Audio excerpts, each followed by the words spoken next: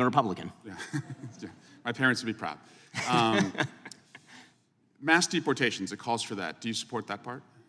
I support the deportation of any illegal immigrant who's in the United States who is not of benefit to the generalized American public. So if they're picking agriculture that puts food on the tables of everyday Americans, they've never committed a crime inside the United States, they didn't come across with documents, should they be deported? If they have not paid taxes and if their draw on the taxpayer Ben Shapiro benefits... takes on Democrats in a fiery congressional hearing over Project 2025 and leaves them speechless. From immigration to abortion to Social Security, Shapiro dismantles their talking points with logic and facts. Watch as he exposes the hypocrisy of the left and reminds America what real conservatism looks like. Mr. Swalwell. Thank you. Mr. Shapiro, thank you for joining us today. I think it is important that you're here as one of the leading conservative voices in the country. And the country has, in the last couple weeks, talked a lot about and Googled Project 2025. It's one of the most Googled search terms right now.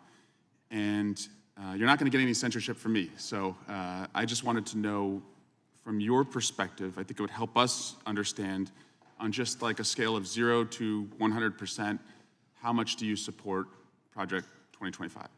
I think, like President Trump, I haven't looked all that deeply at Project 2025, but it seems that Democrats on this committee, sort of like Peter Pan and Tinkerbell, if they say Project 2025 enough, their presidential candidate becomes alive again. And so, well, let's just talk about pieces of it, and I guess you can tell me if you support it. You probably want less bureaucracy, right? I do. I want less bureaucracy. You want more efficiency? I do. I want more efficiency. You want taxpayer money spent wisely? I do. Congrats on becoming a Republican. Yeah. Yeah. My parents would be proud. Mass deportations, it calls for that. Do you support that part? I support the deportation of any illegal immigrant who's in the United States who is not of benefit to the generalized American public. So if they're picking agriculture that puts food on the tables of everyday Americans, they've never committed a crime inside the United States, they didn't come across with documents, should they be deported? If they have not paid taxes and if their draw on the taxpayer benefits are larger than the contribution they are making to the economy, or if they're involved in criminal activity, they should be deported. How do we measure that? The same way that the IRS measures my income every year. It seems like if the IRS can track down every aspect of every receipt that I've ever submitted, and so they can do so for hundreds of millions of other Americans, they can do that for illegal immigrants as well, except for the fact that no one knows how many are in the country thanks to this administration. So you would be cool with creating a system where they could pay those taxes if they wanted to and then stay and work and put food on our table? It depends on how long it would take for them to pay the taxes, and they would also have to go presumably to the back of the line, although I'm not sure why I'm testifying about immigration policy at this point. How about banning the abortion pill? That's part of Project 2025. Do you support that part? I think that that's a state-by-state issue on a personal level. I'm just asking you. Sure, I'm a fully pro-life person, which means that I'm not in favor of the distribution of the abortion pill. Banning same-sex marriage, what about that part? I am in favor of traditional marriage between a man and a woman, and I'm perfectly fine with anyone having any sort of voluntary sexual arrangement they seek. That's a different thing from whether the government should attach benefits to that personal relationship. But you think it's a sin to have same-sex marriage? I mean, I'm confused. Are you asking me as a religious Jew what I think about biblically? I'm just asking, is it a sin to be gay? Is it a sin to be gay? I mean, how long do we have here? 2 minutes? I mean, if the basic idea is that sexual orientation is up for government regulation, I'm not in favor of the government regulating the private consenting sexual activity of adults. That is a different thing, once again, from whether the government ought to engage in actual benefits for particular sexual arrangements that adults make. But again, just you to me, is it a sin or not? From a religious Jewish perspective, orientation is not a sin, but activity is. That's also the same perspective of most major religions, so far as I'm aware. Okay. And how about cutting Social Security? Do you support that part of 2025? I'm not sure what Project 2025's position on Social Security is. I'm in favor of the restructuring of Social Security along the lines of privatization and lowering and increasing the retirement age, because you, as well as every other congressperson, knows Social Security is going to go bankrupt, and yet everyone seems to have an interest in lying about it for the next decade and a half until we have to take austerity measures or radically increase inflation or taxes. And bans against books about slavery. Do you support that part about Why would I possibly be in favor of bans about books about slavery? That would be absolutely ridiculous. What I am in favor of is the idea that school libraries should be able to make decisions along the lines of what exactly is appropriate for, say, a 7th grader and whether they ought to be treated to cartoons and genderqueer. That's not quite the same thing. And just because we found some receipts, you did say, I think homosexual activity is a sin. Yes, I'm a religious Jew, that's true. I'm sure there's a genetic component You found me out. orientation, but the view of all religious people I know has always been that sexual behavior is something that is up to you. And you said, I may have a desire to sleep with many women, but I do not. I agree with me. Yes, that's true. Congratulations on your, I'm sure it's very hard to restrain yourself. Mr. Chairman, I just want to shift to Alvin Bragg. He was supposed to be here this week, and he's not coming. And Hunter Biden was supposed to testify. Now he's not testifying. We were supposed to have votes on articles of impeachment, and we didn't. And again, we're just wondering, you guys write great press releases, but the payoff seems to never come. And so I guess we will keep waiting, and we'll do hearings like this. And finally, Chairman, you cannot yell fire in a crowded theater, and that's a restriction on speech, as you have recognized before, but you can yell theater in a crowded fire, and you all can continue to do that all you want, and we'll just waste the American people's time. The gentleman's time has expired, and I remind him of the first rule of holes. When you're in one, stop digging. Chair recognizes Ms. Welcome back to Illuminate, where we shine a light on the truth the mainstream media refuses to touch. If you're tired of the lies, the propaganda, and the political theater, make sure to subscribe and hit that like button right now. Because what we're about to unpack today is another perfect example of how the left twists words, manipulates narratives, and tries to demonize conservatives for simply standing on principle. So, Ben Shapiro sat before Congress, and once again he did what he does best.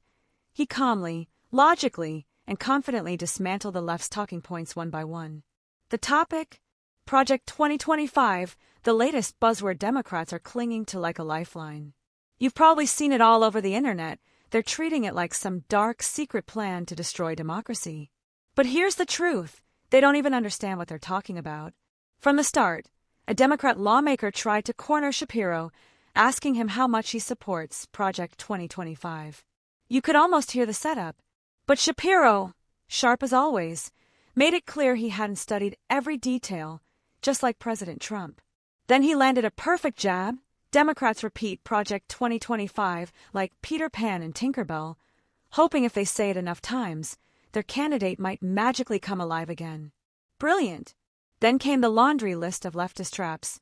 They asked him if he wanted less bureaucracy and more efficiency. He said yes. They asked if he wanted taxpayer money spent wisely. He said yes again. And the lawmaker laughed. Congratulations. You're a Republican. You see what happened there? Even when liberals try to trap conservatives, they end up proving our point. Common sense, accountability, and efficiency. That's conservatism in a nutshell. Then the discussion moved to immigration, and Shapiro nailed it again. He said any illegal immigrant who commits crimes or drains taxpayer resources should be deported. But he also recognized that some contribute through hard work, and if they pay taxes and follow the law, they should be handled differently. That's balance. That's reason. And it's exactly the kind of policy America needs, not the chaos and open borders we have under Biden. When the left brought up abortion pills and same-sex marriage, they tried to paint him as extreme. But he stayed grounded. He said abortion should be a state issue and reaffirmed his pro-life stance. On marriage, he said he believes in the traditional model, but adults can live how they choose. That's the difference between us and them. Conservatives believe in moral principles and personal freedom, while the left wants to use the government to enforce ideology on everyone else. And when the conversation turned to Social Security, Shapiro dropped a truth bomb most politicians are too afraid to say: the system is going bankrupt. We either reform it now or watch it collapse later. But Democrats would rather lie to the public and keep pretending it's fine because they care more about votes than the next generation's future. Then came one of the most manipulative questions of all, asking if Shapiro supported banning books about slavery. He immediately shot that down, saying it's ridiculous. What he actually supports is keeping sexually explicit material like genderqueer out of middle schools. And he's right. There's a difference between teaching history and sexualizing children. The left keeps blurring that line, and parents across America are waking up. And then, as the hearing wrapped up, the Democrats' mask slipped again. Instead of addressing real issues, crime, inflation, the border, corruption, they whined about Hunter Biden not testifying and Alvin Bragg skipping his appearance. They even mocked Republicans for doing hearings like this. But the truth is, every time they try to make conservatives look foolish, they expose their own hypocrisy. Shapiro handled it all with composure and precision. No shouting, no emotional outburst, just facts. That's what terrifies the left, because they thrive on emotion and fear. We thrive on logic, truth, and accountability. This hearing wasn't just about Shapiro, it was about the ongoing war for America's values. The left wants to redefine truth, faith, family, and freedom. But patriots like Shapiro, and millions of us watching, are standing in the gap saying, not on our watch. If you're sick of the gaslighting, if you're tired of seeing the media call common sense radical, then join the movement. Subscribe to Illuminate right now, share this video, and let's keep spreading truth like wildfire. Because the light of truth, once it's on, can never be put out.